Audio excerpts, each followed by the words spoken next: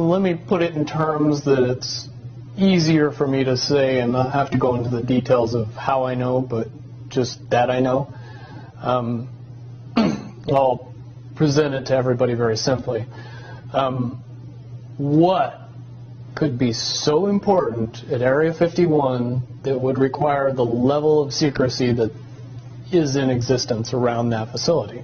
One of the caveats that I do have some personal information that I did get personally involved in was some information that had to do with the Stargates and Looking Glass.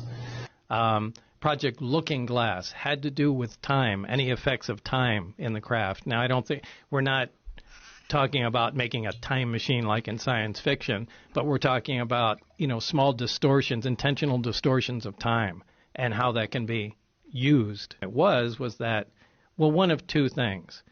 Either there's a gravitational envelope in there which negates any inertia effects, or you are seeing through a gravity distortion field.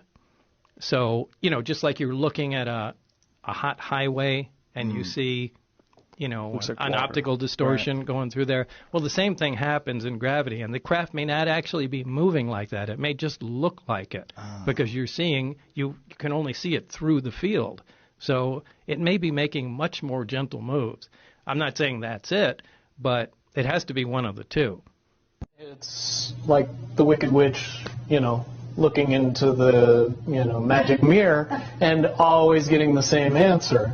Well, if you were always getting the exact opposite of the answer that you wanted, you'd stop talking to the mirror. And that's essentially what happened with Looking Glass, is not only did they not want people to use it anymore because they knew it was just going to burp out the same thing, but at the same time, they didn't want anybody else to know what it was saying, I'm sure. Because they would lose control. Because that information was of a monumental concern when I was in the military about how to prevent this inevitability. Now, at first, I thought it was end of the world. Now I see end of the world as end of their world. It's an inevitable event. It's been forecast, it's been predicted, it's been fed to us in a slop trough of what they want us to believe will happen. But they don't. However, they don't actually have control over what happens. They only have control over the reaction, and it seems that no matter what they tried to do to cause their desired reaction, it's going to have an opposite effect. Interesting. Now, it's much, much easier for me to explain today what that process is as opposed to back then. But if I had to give it a name, I would say it's the awakening process. It's an evolution of consciousness that cannot, will not, and no matter what decisions or possibilities are injected into the equation, eventually it all resolves down to us all learning the truth and becoming aware of this massive dam of lies that has been built that keep us from knowing massive volume of information that we should. Could convince everybody out there that for all intents and purposes, what we believe to be true eventually becomes true.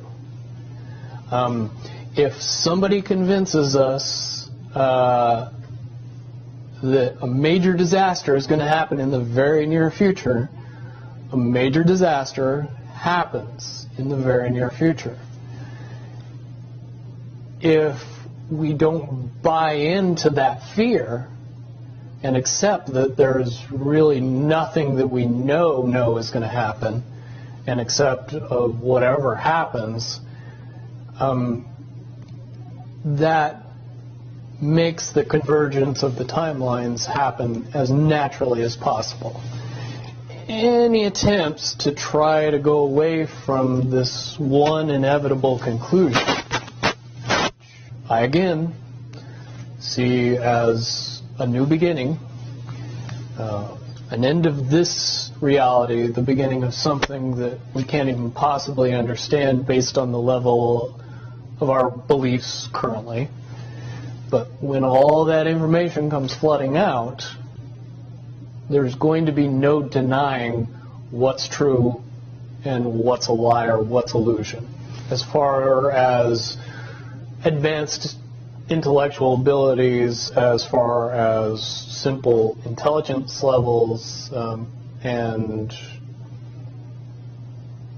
cognitive skills of the human race has increased exponentially in the past 20 years.